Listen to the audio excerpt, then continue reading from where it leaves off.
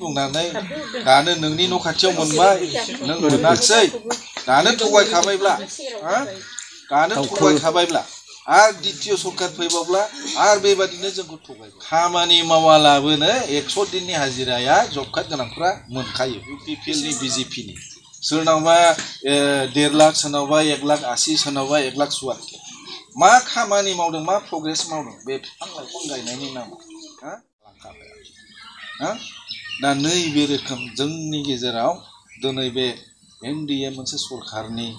बे मोनसे आखल आखुआ दिनै गोबां जोंनि महिलाफोरखौ गोसो सोगोन दा बेनिखायनो बे महिला सेल्फ हेल्प ग्रुपनि थाखाय जोंनि दानि बिफेक फान्दाया सरकाराव फैयोबा 40 कोटी मोनसे बाजेट खालामनानै दोनखाबाय बे महिला बिमाफोरनो सेल्फ हेल्प ग्रुपनि नामाव 5-10,000 अनुदान दिनै जोङो जेखौ होनो हायो बिफेक फानजानाया बेखौनो जोङो फाइनाल खालामो बिसिनि बायदि होनो हाया गारा जों 75,000 जोंनि बिफेक फानजाया दिनै होनाखै दिनै बे 40 कोटी थाखाखौ दिनै जोंनि मोनफ्रोमबो ब्लकआव रानोबा 10 कोटी बे सेल्फ हेल्प ग्रुपनि नामाव जोंनि महिलाफोरनि थाखाय होनाय जागोन होननानै दिनै 3 नाम्बार मोनसे सुक्तियाव दङ जोंनियाव ओमफ्राय दिनै गोबां बेबायदिनो मा गरिब गुरबा जोंना साहा दखान होनानै जाग्राफोर माबा मोनसे गय दखान होनानै जाग्राफोर माबा मोनसे बन सिननानै जाग्राफोर बे गरिब गुरबा बिथांमोननि थाखायबो एसेब्लाबो हेफाजाबनि थाखाय दिनै बियो मा 50 कोटी मोनो 50 कोटी बाजेटआव हमनानै दोनखानाय जाबाय माने बोसोराव गैयालाबो IBS हिसाबै 5-10,000 हेफाजाब होनाय नैबे मोनसे ओमफ्राय दिनै जोंनि प्रत्येक गामियाव 60 बोसोर एजेड जायफोर जों दा पेन्सनखौ बेसेबां मोनो मासावहाय 250ल'सो जों खोनायो 250ल' पेन्सन जायफोर मोनो बे 250 जों सासे बोराइसा सासे बुरिसा बे 250 जों मा खालामो दिनै जोङो बेमार आजार जागोन नांगौ बादि जों मुलिखौ बायनानै जानो बे थोआ बे 250 थाखा बेनिखायनो जोंनि बिफेक सरकारा फैयोब्ला जोंनि हाग्रामा महिला सारा बेखौबो मोनसे हेफाजाबनि थाखाय बोसोराव जोंने 10 कोटी थाखा मोननाय जाबाय गैयालाबो मासाव 1000 थाखा जेराव जोङो पेन्सन हिसाबै होनो हायो दा नैबेफोर मोनबा तत्त्वखौ जों बयबो गोसोआव लानानै जोंनि थाबोनाय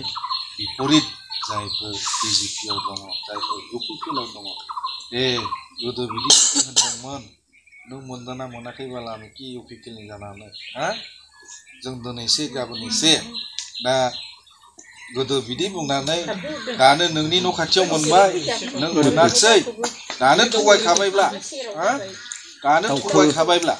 आरो द्वितीय सरकार फैबावब्ला आरो बेबादिनो जोंखौ थगायबावगोन बेनिखायनो बिसिनि बै समाव बुंलांनाय गासै बाथ्राफोरखौ दिनै जोंनि गोसोआव लानानै बिसोरखौहाय जोङो बिजानुखौ बुंना हैनांगौ माने जोंखौ आरमा दल खालामनानै जोंखौ बै समाव मा खालामदों जब कार्ड जायफोरहा दङ बोसोरसेयाव मावागारा 100 दिननि हाजिराखौ बेनिफिसारि जाय जब कार्ड दं बिसोर मोनगोन होननानै जोंखौ मिसाथे एकदम बै समाव बिफेक सरकारनि आमोलाव दिनै एकाउन्टआव जे हाबो फैसा बे एकाउन्टआव हाबनाय फैसाया जों द्र खालामनानै जे मोनसे MGNरेगानि खामानिखौ जोङो लामा खोनाय सेन्ट ग्रेभेल होनाय खामानि मावनांगौ नाथाय बै बिरोधि जानाय समाव बिसोरो जब कार्डखौ लानानै मोनसे रायजोखौ गोबां लब दिन्थिनानै गथा खालामो खामानि मावालाबोनो 100 दिननि हाजिराया जब कार्ड गोनांफ्रा मोनखायो बेसे मोजां राव दा बे आसाखौ लानानैनो बिदिला थगायगासिनो दङ जोंखौ बिफेक पार्टिया मावागारा 100 दिननि हाजिरा मोनोब्ला 200 बेसेबा थाखामोन हाजिराया सानसेयाव होमब्ला 100 दिननि हाजिराया बेसेबां जागोन मावनाङा जासे नोंनि एकाउन्टआव हाबनाय फैसा नोंनि जागोन नै बेबादि मोनसे जोंनि गेजेराव भाषण होनानै UPPLआ दिनै रायजो राजानि भटखौ आदाय खालामदों। अब्ला दिनै जोंनि रायजो राजाया बे जब कार्डनि गेजेरजों दिनै 5 बोसोर थांबाय नै 5 बोसोर 5 बोसोर जोब्बाय सरकार सालायनानै होमब्ला दिनै 100 दिननि हाजिराया होमब्ला जोंनि 5 बोसोराव खयथा दिन जायो होमब्ला जोंना बेनिफिसियारिफोरा जब कार्ड गोनांफोरा बेसेबां थाखा मोननांगौमोन दिनै बेफोर गासै मिसा प्रलोभन बाथ्राखौ होनानै जे बै समाव भटखौ जोंनिफ्राय लांदों दा दिनै जोंनि BPF होनोब्ला दाय जायो बिसोरनि बुंनानै थगायनायब्लाबो जोंनि रायजो राजाफ्रा जेबो मोनसे अबजेक्सन खालामा दा दाबि नांगौसो जों बोरो बिदि बुंलांदोंमोन बै समाव 100 दिननि हाजिराया जब कार्डनि जोंनो लाबोनो होमब्ला दिनै BPF सरकार थानाय समाव MGNREGAनि गामियाव 5 लाख 10 लाखनि जुदि सेंसन मोनोमोन बै समाव जब कार्डनि गेजेरजों नोंनि मोनसे जब कार्डखौ इउज खालामनायनि थाखाय बख'गासेयाव 500 थाखा जे जों BPF सरकारनि आमोलाव जों होदोंमोन बेनिफिसियारिफोरनो दा बे मोनसे स्किमनि फैसाया गजोबनो खम हलेव मोनथाम किस्ति जों माबा खालामनांगौ जायो होमब्ला मावा दाङा नोंनि जब कार्ड एकाउन्टखौ बाहायनायनि थाखाय मोनसे स्किमनि नामाव सासे बेनिफिसियारि जब कार्ड मालिकआ 1500 थाखा ओरैनो मोनजागोन नाथाय दिनै बे 5 बोसोरनि गेजेराव जों सासेया जब कार्डनिफ्राय थाइबेसे फैसा मोनजाखो नोंथांमोना गाव गावनो एसे साननानै नायबानो जाबाय दिनै गैया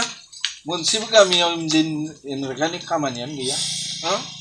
दा दिनै जोङो नुदों UPPLनि BJPनि सोरनावबा 1.5 लाख सोरनावबा 1,80,000 सोरनावबा 1,70,000 मा खामानि मावदों मा प्रग्रेस मावदों बे बिफां लाइफां गायनायनि नामाव होमब्ला जोंनि मानसिफोरा बेबादि एसे एनै साइनबर्डल' गायनानै बे फांसे फांनै दंफांल' गायनानै दोनमोनसाय गाबोनो मिडिया लाबोनानै बिसोरो जोंखौहाय हारा-हास्ति आरो खालामबावो नाथाय जोंनि BPF हान्जानि सापर्टार साफ्रोमबो मोनफ्रोमबो गामिनि जोंनि माखासे BPFनि सापर्टार होननानै दिनै जों रावनिबो बे स्किमनि सायाव जों मेगन सानानै रावनिबो जों बिरोधि बाथ्रा बुंफेरा नोंथांमोनानो नाय बयनिबो गामियाव दा UPPL BJPआ 1 लाख बिफां गायनायनि 1.5 लाख बिफां गायनायनि बेबादि स्किम साइनबर्ड गायनायावल' जों नुयो माथो 1 लाख बे 1 लाखनि फैसानि खामानिया माबायदि मावनानै लादों गैया होमब्ला बे थगायनाय नंगौना ना दा नै जोंनिब्ला बै समाव मा खालामदों सोरनिबा न'आ आद्रा गंसेबो जाना थानो मोनाखै दिनैबो मिडिया लाङो गाबोनबो बिदि रिपर्टार लाबोनानै बिदि माबायाव होयो गोबां जोंनि चेयारमेनफोरा बै समाव मोनजाया मोलाङा सोरबा BCDC मेम्बारफोरा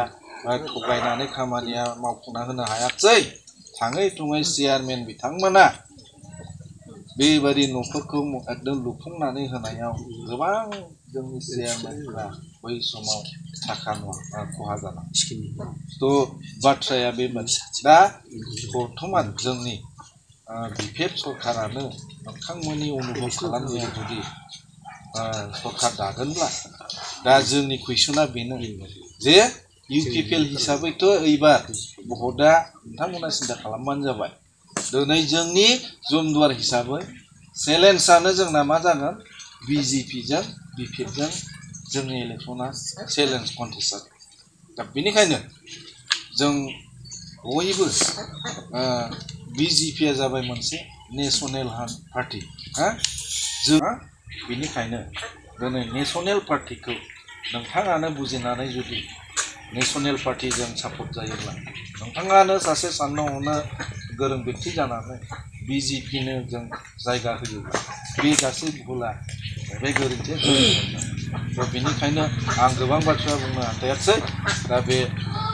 जिखिनि बाथ्रा बुंबाय बेखिनि बाथ्रानि सायाव नोंथांमोना साफ्रोमबो साननो हनो गोरों हिसाबै आङो खावलायबाय बे बसाबिल अन्थाइबारि हिसाबै थांनाय 2000आव जेरैबादि जोंनि BPF हान्जानो भटखौ होदोंमोन आङो मिजिंथियो मजाथि प्राइमारिनि बारग' आफादगिरि हिसाबै एबार फैबाय थानाय इलेक्सनाव नोंथांमोननि नाजानायजों जेन' साबसिन भटजों नांगालाव भटखौ मोनगोन मिजिंथिनानै आरो गासै बे आंनि बुंलांनाय बाथ्रानि सायाव नोंथांमोननि थाखाय माबा मोनसे गोरोन्थि आं बुंफ्लांबायबा नोंथांमोना आंखौ निमाहा खालामगोन बे आसाखौ मिजिंथिनानै आङो बे गुसुं बुंथिखौ बेखिनियावनो फोजोबबाय। गोजोन्थों।